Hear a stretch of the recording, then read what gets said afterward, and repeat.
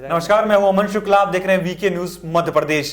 मेरे साथ हैं दीपक जी। आज हम चर्चा करेंगे जो मध्य प्रदेश में उपचुनाव थे उसमें बीजेपी ने किस तरह से बेहतर प्रदर्शन किया और कांग्रेस से कहां गलती हो गई, कहां चूक हो गई, जिसकी वजह से कांग्रेस मध्य प्रदेश का उपचुनाव हार गई है। दीपक जी, बहुत बहुत स्वागत है आपका। बहुत बहुत धन्यवाद आपका। मध्य प्रदेश की राजनीति को लेकर, मध्य प्रदेश के उपचुनाव को लेकर आपसे चर्चा करेंगे, हम आपसे सवाल करेंगे, क्योंकि दीपक जी हमारे जो है वो मध्य प्रदेश की राजनीति से जुड़े हुए हैं, मध्य प्रदेश की राजनीति को समझते हैं, मध्य प्रदेश को बखूबी जानते हैं। दीपक जी, पहला सवाल आपसे मैं ये करना चाहता हूं कि जो उपचुनाव हुए मध्य प्रदेश में, उसमें कमलनाथ के ऊपर कांग्रेस ने सारी जिम्मेदारी छोड़ दी। कांग्रेस के कोई बड़े नेता मैदान में नहीं आए। इसको लेकर आप क्या कहना चाहेंगे कि ये सही था या फिर गलत?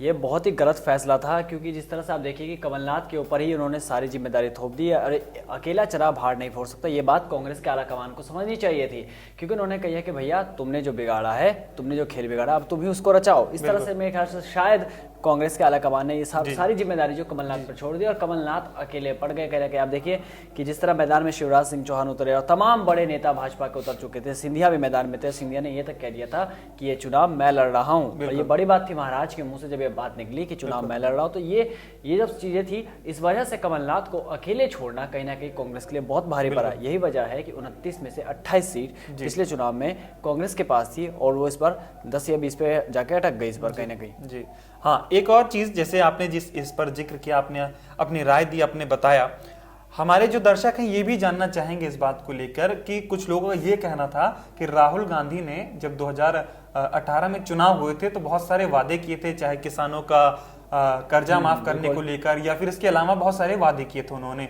लोगों का ये कहना है कि राहुल ने अपने वादे नहीं पूरे किए, मध्य प्रदेश सरकार वो वादे पूरे नहीं कर पाई।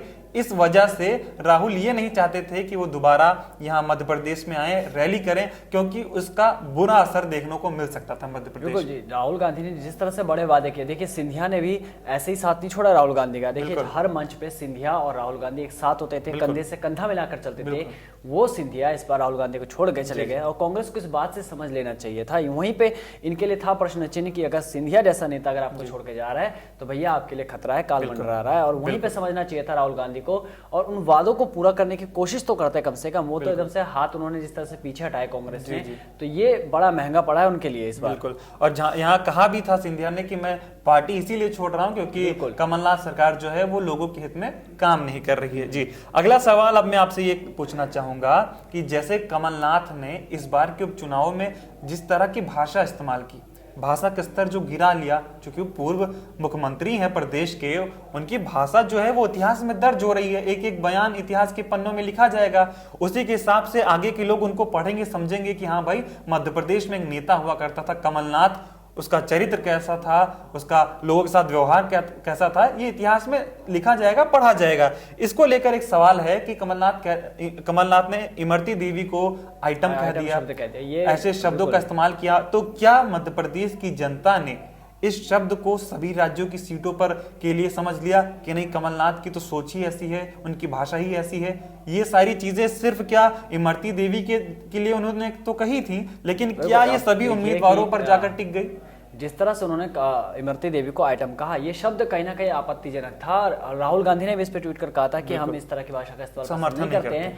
फिर भी कमलनाथ माफी मांगने को तैयार नहीं हुए, ठीक है। लेकिन ये देखिए कि इमरती देवी वहां से हार चुकी है, जहां से वो लड़ रही थी वहां पे वो हार चुके, जबकि सिंधिया ने कहा था कि मैं यहाँ से चुनाव लड़ रहा हूँ। इससे इमरती देवी के लिए इन्होंने ये बात कही थी, बहुत बड़ी बात कही थी, और सिंधिया बहुत नाराज भी हुए थे उस टाइम। आपने देखा होगा बहुत ही उग्र हो चुके थे, कहीं ना कहीं नजर नहीं आते सिंधिया का ये नया रूप, बिल्कुल ही पहली बार जनता ने देखा होगा। तो इमरती देवी पे जो शब्द किए गए थे, वो इमरती देवी ने, हालांकि वहां पे मतलब सीट नहीं जीत पाई इमरती देवी, लेकिन बीजेपी ने जो इसको भुनाने की बहुत कोशिश की। हर चुनावी रैली में गए और शब्द का इस्तेमाल किया जाके, और कहीं ना कहीं देखिए जैसे ही कमलनाथ ने आइटम शब्द कहा था, अगले दिन ही शिवराज सिंह चौहान ने जो है 2 मिनट का मौन व्रत धारण किया, कहा कि मैं इसके लिए प्रायश्चित करूंगा। तो ये जो सारी चीजें थी कहीं ना कहीं बीजेपी के लिए तो बहुत फायदेमंद हुई, क्योंकि आप जिस तरह की शब्दावली का इस्तेमाल कर रहे हैं, आप पूर्व मुख्यमंत्री रह चुके हैं, आप पे इतनी सारी जिम्मेदारियां हैं, तो उसका नुकसान तो देखने को मिला। हालांकि इमरती देवी हार गई, ये एक बड़ी बात थी कि इमरती देवी, चौंकाने वाला मामला था, इमरती देवी हार चुकी है, लेकिन एक शब्द है, बिल्कुल हाँ, लेकिन एक शब्द ने किस तरह कांग्रेस की पूरी छवि को खराब कर दिया। आप देखिए ना सिर्फ कमलनाथ, प्रियंका गांधी और सोनिया गांधी को लेकर भी सवाल उठने लगे, उनसे ये पूछा जाने लगा कि अगर आपके लिए इस तरह के शब्दों का कोई इस्तेमाल करता है तो आप क्या बिहेव करती है। अब ये बड़ी बात थी कि जब एक नेता की वजह से आला कमान पर सवाल उठने लगे और वो भी चुप नजर आए, तो ये जो चुप्पी थी कांग्रेस की, ये लोगों को कहीं ना कहीं खली है इस बार। बिल्कुल बिल्कुल। और एक और बात, जहां चुनाव जब होता है तो नेता वादे करते हैं, जैसे पिछली बार कांग्रेस ने किए थे। इस बार का जो उपचुनाव हुआ, इसमें कांग्रेस की तरफ से कोई ऐसा वादा नहीं किया गया कि नहीं हम सत्ता में वापसी करेंगे तो ये करेंगे वो करेंगे, ऐसा कुछ नहीं। सिर्फ अब की बार कांग्रेस गद्दार शब्द पर टिकी थी। वो ये कह रही थी कि नहीं, भारतीय जनता पार्टी ने छल के साथ सरकार बना ली, सिंधिया ने हमसे गद्दारी कर ली, अब आपको इस बात का बदला लेना है। जनता चुनाव लड़ रही है, जनता इस बात का बदला लेगी। जितने भी कांग्रेसी नेता थे वो लगातार यही बातें कर रहे थे, चुनाव इसी पर टिका हुआ था। उन्होंने आपके कोई वादे नहीं किए। जैसे शिवराज ने कहा कि नहीं, हम आपका बिजली का बिल सस्ता करेंगे, हम नौकरी देंगे, और शिवराज ने तो ये भी कहा कि माफियाओं के खिलाफ हम सख्त रुख अपनाएंगे, और जैसा उन्होंने अपनाया भी हाल फिलहाल में जो आपने देखा इन चीजों को, तो इसको लेकर क्या लोगों ने वोट किया? इन बातों को लोगों ने गंभीरता से लिया? चुनाव में चुनावी मुद्दे सबसे बड़ी बात होती है, चुनावी वादे क्या कर रहे हैं नेता, क्योंकि देखिए लोगों को पता होता है कि अगर नेता हमसे वादा कर रहा है तो कल या परसों तक वो पूरा होगा कहीं ना कहीं। देखिए प्रधानमंत्री नरेंद्र मोदी की अगर बात करें, उन्होंने कई सारे वादे करके लोकसभा का चुनाव जीता, इसलिए जनता ने उन्हें दोबारा मौका दिया प्रधानमंत्री बनने का, ठीक है। और यही बिहार विधानसभा चुनाव में भी देखने को मिला। तो इसी तरह से जब नेता वादा नहीं करेगा, नेता कोई अपना नहीं रखेगा, सिर्फ आप एक मुद्दे को लेकर नहीं चल सकते ना, क्योंकि आप एक मुद्दे को लेकर चले जा रहे हैं, तो वो मेरे को लग रहा है कि कांग्रेस पहले ही कहीं ना कहीं हार मान चुकी थी, और इस वजह से उनका कोई मौका ही नहीं था, कोई मुद्दा नहीं था। और मुद्दा विहीन अगर सरकार चले, मतलब मुद्दा विहीन कहने का मतलब ये है कि कांग्रेस के पास कोई मुद्दा नहीं था, और यही वजह थी कि कांग्रेस मध्य प्रदेश में इतना खराब प्रदर्शन कर रही है। बावजूद अनर्गल बातें जो जैसे कमलनाथ ने की और भी कई बड़े नेताओं ने करी है कांग्रेस के, और उसके बाद भी माफी ना मांगना, झुक रहे, तो ये जो गुरु, ये जो घमंड था कमलनाथ का, वो कहीं ना कहीं जनता ने इस बार तोड़ दिया है कि भैया आपके पास मुद्दा नहीं है, आपके पास कुछ कहने को नहीं है, आप कुछ भी बयानबाजी कर रहे हो जुलूल, और उसके बाद आप माफी मांगने को तैयार नहीं है। तो जनता ने दिखा दिया कि हमारी ताकत क्या है, और क्या क्यों वो शिवराज यानी मामा को क्यों पसंद करती है मध्य प्रदेश। बिल्कुल बिल्कुल। मतलब कि आपका ये कहना है कि कांग्रेस के पास मुद्दे नहीं थे, और यही वो बात थी जो कांग्रेस को इस उपचुनाव में ले डूबी। अब अगला सवाल मैं आपसे करना चाहूंगा कि कहते हैं कि संगठन चुनाव लड़ता है, मेहनत करता है, प्रचार करता है, बड़े बड़े नेता जाते हैं, रैलियां करते हैं, लेकिन जीत इसी हिसाब से हासिल होगी आपको जिस हिसाब से आप जितना बेहतर प्रत्याशी चुनेंगे। तो क्या कांग्रेस ने प्रत्याशियों को चुनने में गलती कर दी? क्योंकि जो कांग्रेस के नेता थे, जिस क्षेत्र में नेता थे, वो तो अब तो बीजेपी में आ गए थे। ऐसे में देखा जाए तो कांग्रेस के पास वो तो नेता नहीं बचे होंगे। ऐसे में क्या प्रत्याशियों के चयन में कांग्रेस से गलती हो गई? बिल्कुल, चयन अमन जी वहां पे होता है जब आपके पास कई सारी चीजें हों। अगर आपके पास मैं 10 तरह के फोन रख दूं, तब आप उसमें से एक चयन कर सकते हैं कि भैया ये मेरे को उठाना है। अगर मैं आपके सामने 2 ही रखूंगा तो आपके पास मौका नहीं होगा कहीं ना कहीं, आप एक ही उठाएंगे। यही हाल इस बार कहीं ना कहीं कांग्रेस का रहा, क्योंकि उनके कई सारे नेता जो चले गए थे और उनके पास इस बार वो चुनाव लड़वाने के लिए प्रत्याशी बचे ही नहीं थे। तो वो कोई बड़ा चेहरा नहीं था, वो बड़ा नाम नहीं था इस पर कोई देखने के लिए, सिर्फ कमलनाथ के ऊपर दबाव था। एक नाम सबको याद था, कमलनाथ, और उन्होंने अंत तक आते आते अपनी ऐसी भद्द पिटवा दी कि पूरे कांग्रेस को कलंकित कर दिया उन्होंने। तो अगर प्रत्याशी सही नहीं होगा आपका, तो चुनाव तो हारना तय है, क्योंकि चुनाव इसी बात पे लड़ा जाता है कि आपका सामने वाला कौन रिप्रेजेंट कर रहा है आपके स्टेट को, आपके जिले को कौन रिप्रेजेंट कर रहा है। तो इन सब मुद्दों को लेकर जो है कांग्रेस कहीं ना कहीं पिछड़ते हुए नजर आई, और आला कमान को इस बात को सोचना चाहिए था। ये क्योंकि सिर्फ 28 या 29 विधानसभा चुनाव के उपचुनाव की सीटें नहीं थी, अभी आने वाले टाइम में जब 2022 में जब उत्तर प्रदेश में चुनाव होंगे, वहां पे भी ये दिखा सकते थे कि भैया देखो हमने काम किया है, कमलनाथ सरकार ने, कांग्रेस सरकार ने काम किया, इसलिए जनता ने उनको दोबारा चुना।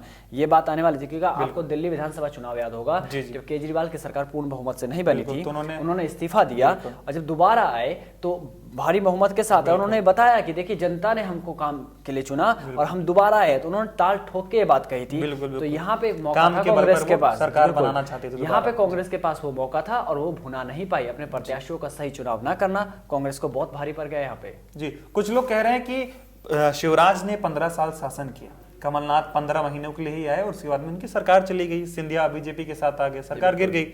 तो क्या वोटर ने 15 साल बनाम 15 महीने को देखकर इस बार वोट किया या फिर कुछ और समीकरण था? देखिए, समीकरण तो कुछ ऐसे ही थे, क्योंकि अब जब जनता ने कमलनाथ को चुना, जब वहां पे बनी कांग्रेस की सरकार, तो कहीं ना कहीं लोगों के मन में बात आई कि भैया चलो 15 साल हो चुके शिवराज सरकार के, अब थोड़ा बदल कर देखते हैं। ठीक है, उन्होंने बदलाव चाहा, बदलाव हुआ भी, कमलनाथ की सरकार भी बनी, लेकिन जिन वादों के साथ बनी थी, क्योंकि मध्य प्रदेश देखिए बीजेपी का गढ़ रहा है शुरू से, और ये अपने आप में बहुत बड़ा मतलब सवाल था कि बीजेपी वहां पे हार गई, शिवराज सिंह चौहान वहां पे हार गए, शिवराज सिंह के साख के सवाल थी ये, तो ये सब चीजें थी वहां पे। लेकिन जिस तरह से कांग्रेस ने कम बैक किया, वहां पे बहुत बड़ी बात है कि उनको जनता से जो उन्होंने वादे किए थे कम से कम उसके आधे भी पूरे करते अगर राहुल गांधी, तो ये बात होती कि भैया ये जीतते। तो वहां पे जनता ने देखा कि 15 साल में तो शिवराज सिंह ने चौहान ने ये करा है, और 15 महीने में जो झूठे वादे किए थे कहीं ना कहीं वो पर्दाफाश हो गया, और जनता ने दिखा दिया कि हमें वही सरकार चाहिए दोबारा से कहीं ना कहीं। और ये चुनाव ये दर्शाता है कि भैया कि शिवराज सिंह की वापसी फिर से हुई है। ये बात बता रहे कि शिवराज सिंह के ऊपर जो भरोसा था, जिस शिवराज सिंह पर सवाल उठने लगे थे कि आप मध्य प्रदेश नहीं संभाल पा रहे हैं, उन्होंने फिर से ये दिखा दिया है कि वहां की जनता मामा पे भरोसा करती है। जी बिल्कुल, आप सही कह रहे हैं कि लोग ये कह रहे थे कि भैया हमने आपको तो मौका दिया, आप उस मौके पर खरा नहीं उतर पाए, उस हिसाब से काम नहीं कर पाए, इसलिए हम अपनी पुरानी सरकार के साथ जाना चाहेंगे। बिल्कुल। एक और बात, जहां कहा जा रहा था कि ये चुनाव जो है अब की बार बीजेपी और कांग्रेस के बीच का चुनाव नहीं है, ये चुनाव है कांग्रेस और सिंधिया के बीच का। ऐसे में सिंधिया ने बेहतर प्रदर्शन किया, ज्यादा सीटें जीती, 19 सीटें जीती, और भारतीय जनता पार्टी की सरकार अब मजबूत सरकार बनकर उभर गई है मध्य प्रदेश में। तो क्या सिंधिया का कद जो है अब भारतीय जनता पार्टी में बढ़ेगा, और क्या सिंधिया का जो दखल है वो मध्य प्रदेश की सरकार में बढ़ेगी, या फिर जहां वो अभी स्थिर है, इतना एक्टिव नहीं है, इस हिसाब से ही होगा? नहीं, फिलहाल तो स्थिति सामान्य रहेगी, क्योंकि सिंधिया पे जो दबाव था वो ग्वालियर और चंबल को लेकर था। देखिए, और ग्वालियर और चंबल पे ज्यादातर भाजपा ने सीटें हारी है, तो सिंधिया का जो था दबदबा वो वहां पे कम हो गया। तो कहीं ना कहीं सिंधिया की हालत वही रहेगी, सिंधिया उसी तरह बने रहेंगे जैसे एक आम नेता होता है। लेकिन बेहतर प्रदर्शन किया है, ग्वालियर चंबल में भी उनको सीटें मिली हैं, लेकिन हाँ कुछ करीबी नेता थे, 3 मंत्री थे जो मंत्री हारे हैं, और जो इमरती देवी के लिए जिस हिसाब से उन्होंने प्रचार किया था और गए थे इमरती देवी, उनके लिए रोने भी लगी थी कि हाँ सिंधिया ने मेरा समर्थन किया और कमलनाथ ने मेरे लिए ऐसा कुछ बोला। सियासी ड्रामा दिखा दोनों के बीच में, तो कहीं ना कहीं सिंधिया चाहते थे झटका लगा, इमरती देवी के हाथ में झटका लगा। अगर इमरती देवी जीतती, उनके 3 मंत्री जीतते, तो कहीं ना कहीं सिंधिया का दबदबा तो बनता वहां पे, और सिंधिया फिर अपना दबाव भी बना सकते थे, क्योंकि जिस तरह से जब उन्होंने कांग्रेस की पार्टी छोड़ी थी, और जिस तरह से सारे विधायक, कई सारे एमएलए जो लेकर आए अपने साथ, तो कांग्रेस पे बहुत बड़ा दबाव बना था उस समय पे। वो साख जो थी सिंधिया की, उस साख का सवाल था, क्योंकि यहाँ पे शिवराज सिंह चौहान की लड़ाई थी नहीं कहीं पे। अब देखिए कि यहाँ पे लड़ाई थी सिंधिया की, और सिंधिया ने अच्छा प्रदर्शन किया। बाकी जगहों पे अगर बीजेपी जीत रही है तो इसी वजह से जीत रही है कहीं ना कहीं। तो यहाँ पे जो 2 चीजें मिली, एक शिवराज सिंह चौहान, एक सिंधिया, ये सा का जो मिला है यहाँ पे, उसको लोगों ने ज्यादा वोट दिया, कमाल कर गया मध्य प्रदेश में। यहाँ एक और बात, जो सिंधिया की रणनीति थी जब वो कांग्रेस को छोड़कर बीजेपी में है, उनकी रणनीति ये थी कि भैया विधायकों से इस्तीफा दिलवाओ, बीजेपी में शामिल करो और सरकार बनाओ, बीजेपी के साथ बीजेपी में आ जाओ। तो ये जो रणनीति थी, जो सिंधिया ने इस पर काम किया, उसमें क्या लगता है आपको पूरी तरह से सफल नजर आ रहे हो? बिल्कुल, आप देखिए ना जिस तरह से, क्योंकि जब उपचुनाव होते तो लोगों को, नेताओं को ये मालूम होता है कि उपचुनाव के समय में जो सत्ता में जो पार्टी बनी हुई है, कहीं ना कहीं लोग उसकी तरफ ज्यादा वोट देंगे। क्योंकि भैया देखिए, अब 28 सीटें इतना कोई मायने नहीं रखती है, क्योंकि 9 से 10 ही सीटें जीतनी थी शिवराज सिंह मध्य प्रदेश में। ये 28 सीटें, इन्हीं 28 सीटों के लिए ही कहा जा रहा था कि इस सत्ता की सबसे बड़ी राजनीति का चुनाव है, क्योंकि यहाँ पर सबसे बड़ी, यहाँ पे देखिए शिवराज सिंह ने अपनी पूरी ताकत झोंक दी, सिंधिया ने अपनी पूरी ताकत झोंक दी, कमलनाथ, कांग्रेस के आला कमान नहीं आए लेकिन कमलनाथ ने अपनी पूरी ताकत झोंकी थी। तो जहां पे इस तरह के बड़े बड़े नेता सामने आए, तो ये 28 सीट मायने तो रखते हैं, ऐसा नहीं कि मायने बिल्कुल ही नहीं रखते, लेकिन जनता को भी लगता है ना कि भैया देखिए, अगर 28 सीटों पर हम कांग्रेस ले आए, बाकी पर बीजेपी रही, तो नुकसान हमारा होगा, क्योंकि जब तालमेल नहीं बैठता है नेताओं के बीच पे, तो उसका नुकसान जनता को उठाना पड़ता है। तो जनता भी नहीं चाहती थी कि इस बार कुछ ऐसा हो, इसलिए उन्होंने सोचा कि इस बार बीजेपी को मौका देते, जब बीजेपी जीती रही है तो बीजेपी को मौका दे। और नेताओं ने भी कहीं ना कहीं इसी चीज को समझा और वो छोड़कर भाग गए, क्योंकि उन्हें पता था अगर हम इसमें रहेंगे कांग्रेस में, अगर हारते हैं तो हमारे कोई वैसे भी नहीं सुनेगा। तो कहीं ना कहीं इस वजह से भी हो सकता है कि इस वजह से भी उन्होंने वहां से इस्तीफा दिया, बीजेपी की तरफ हाथ थामा और उनको फायदा भी मिला। बिल्कुल। एक और चीज, जहां ये माना जा रहा था कि कांग्रेस बेहतर प्रदर्शन करेगी, कमलनाथ के ऊपर ही सारी जिम्मेदारी थी मध्य प्रदेश कांग्रेस की, लेकिन जिस हिसाब से कांग्रेस हारी है, इतनी बुरी तरह से हारी है, और ऐसी स्थिति में हारी है जहां पर इनकी साख दांव पर लगी हुई थी। मतलब आपकी सरकार गिरी, उपचुनाव हुए, अब दोबारा सरकार में आ सकते थे अगर आप बेहतर थे, लेकिन बहुत बुरी तरीके से कांग्रेस को हार मिली है। ऐसे में आपको क्या लगता है कि मध्य प्रदेश में जो कांग्रेस का नेतृत्व है, इस पर कोई बदलाव देखने को मिलेगा आपको कांग्रेस? बिल्कुल मिलेगा, क्योंकि जिस तरह से कमलनाथ की बयानबाजी, कमलनाथ का जो रणनीति थी वो विफल हुई है, तो कहीं ना कहीं अब कांग्रेस भी सोचेगी कि अब कमलनाथ की जगह किसी और को दें। क्योंकि आप देखिए, अगर हम दिल्ली विधानसभा चुनाव की बात कर ले, लोग ये कह रहे हैं कि यहाँ पर कांग्रेस का योगदान ही नहीं था कोई मध्य प्रदेश में। जो सीटें 8 सीटें मिली, जो 9 सीटें मिली, इसमें सिर्फ कमलनाथ की मेहनत थी। कमलनाथ ने जितना जीता वो उनके लिए पर्याप्त था। कुछ लोग ऐसा भी कह रहे हैं, वो तो ये कह रहे हैं कि नहीं, संगठन ने तो कमलनाथ का साथ ही नहीं दिया। अगर संगठन कमलनाथ का साथ देता तो बड़े नेता जाहिर सी बात है रैलियां करने आते। बहुत सारे नेता आते वहां पे, कांग्रेस के बड़े नेता को आना चाहिए था यहाँ पे।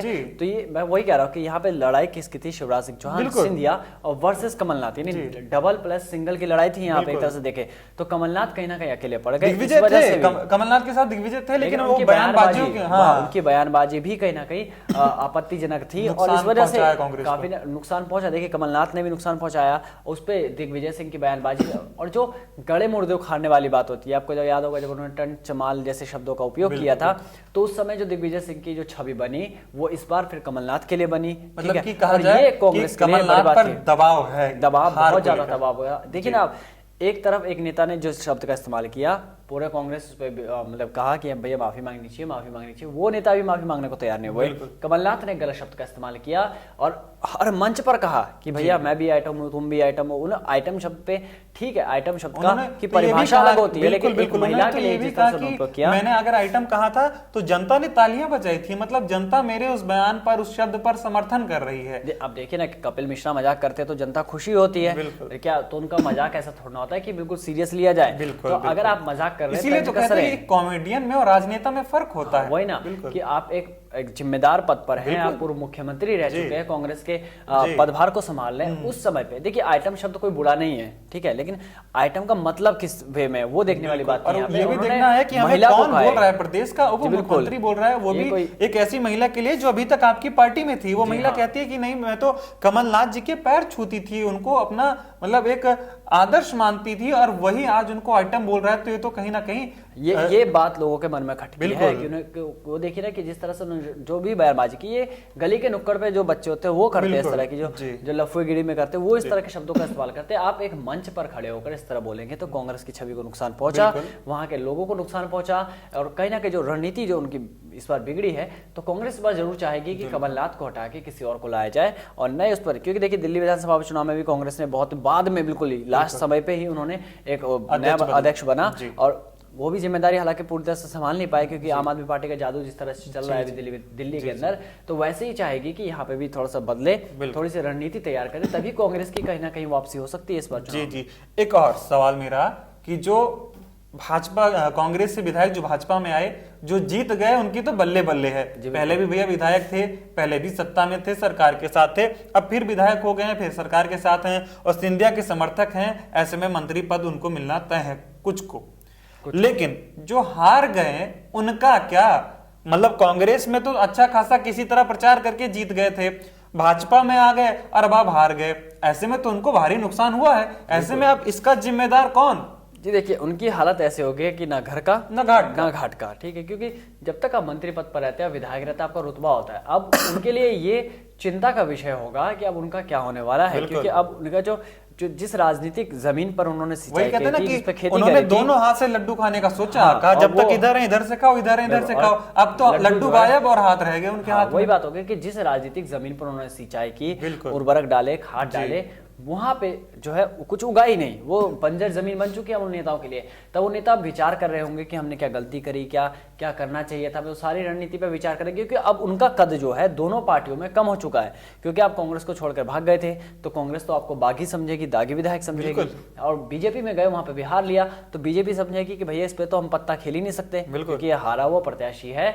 कि ऐसा नहीं कि हारे हुए प्रत्याशी को मौका नहीं दिया था, लेकिन आप दूसरे उससे आए, फिर भी अब हार चुके, तो आपके जो इज्जत थी वो कहीं ना कहीं मिट्टी पले। तो जनता समझ जाती है कि आप हमारी सेवा के लिए नहीं, अपने निजी स्वार्थ के लिए आ रहे हैं, स्वार्थ के लिए, कुर्सी के लिए आप बने हुए हैं। इस वजह से भी कहीं ना कहीं जनता तो देख ही रही है सब। बिल्कुल। मेरा आपसे आखिरी सवाल ये है कि कुछ नेता थे जो अब की बार और अधिक मतों से जीते। मैं आपको नाम बताऊं तो तुलसी सिलावट हो गए, महेंद्र सिंह सिसोदिया हो गए।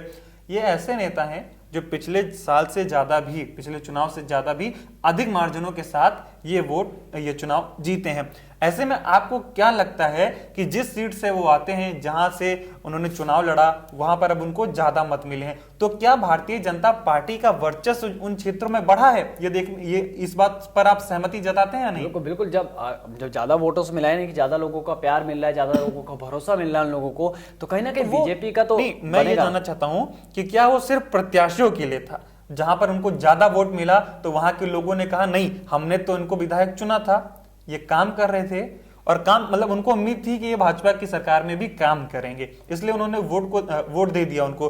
तो क्या उन्होंने प्रत्याशियों को देकर वोट दिया, या फिर नहीं भाजपा को लेकर वोट दिया कि नहीं अब हम भाजपा वाले हैं, कांग्रेस हमारी उम्मीदों पर खरी नहीं उतर पाएगी? देखिए, दोनों चीजें हैं यहाँ पे। एक तो आपका अगर आप पिछली बार जीत के आए हैं तो कहीं ना कहीं प्रत्याशी पे लोगों को भरोसा होगा कि भैया ये नेता हमारी बात सुनेगा, हमारे लिए काम करेगा। पहला फैक्टर ये कहता है। दूसरा ये कहता है कि आधी से ज्यादा इस समय जनता जो है मोदी के कामों पर विश्वास रखती है, केंद्र सरकार के कामों पर भरोसा रखती है। और आप देखिए कि अब मोदी एक भाजपा का ब्रांड है। मोदी और अमित शाह, इन दोनों के नाम पर ही हर जगह चुनाव लड़ा जाता है। अगर आप बिहार विधानसभा चुनाव को थोड़ा सा देख लिया अगर, तो हर जगह पोस्टर पर नीतीश कुमार दिखाई नहीं दिए, सिर्फ मोदी दिखाई दिए, और लोगों ने वहां पे कहीं ना कहीं मोदी के भरोसे पे दिया है वोट। वही चीज यहाँ पे भी काम कर रही थी। शिवराज सिंह चौहान थे, सिंधिया थे, मोदी, अमित शाह, चार बड़े नाम जहां जुड़े हुए थे, वहां पर से ऊपर से वो विजेता प्रत्याशी विजेता रहा है, तो कहीं ना कहीं ये सब चीजें मिलकर उसको और ज्यादा बड़ा बना सकती थी। और बीजेपी का कद उन्होंने इसलिए बढ़ा दिया क्योंकि यहाँ पे देखिए एक जीत के आया हुआ प्रत्याशी है, उनके पीछे केंद्र सरकार है, शिवराज सिंह चौहान है, तो ये सारी चीजें जब मिली तो उस प्रत्याशी को और ज्यादा फायदा देखने को मिला इस बार। जी, तो बहुत बहुत धन्यवाद दीपक जी हमारे साथ जुड़ने के लिए, और मध्य प्रदेश की जनता को ये समझाने के लिए इस चर्चा में शामिल हुए आप कि आखिर कांग्रेस से कहां चूक हो गई, कहां गलती हो गई, जिस वजह से वो इन 28 सीटों पर जो उपचुनाव हुए इसमें पीछे रह गई, सिर्फ 8 सीटों पर सिमट गई। मध्य प्रदेश से जुड़ी तमाम खबरें देखने के लिए आप देखते रहें VK news Madhya Pradesh. Video पसंद आए तो वीडियो को शेयर करना और लाइक करना बिल्कुल ना भूलें। धन्यवाद।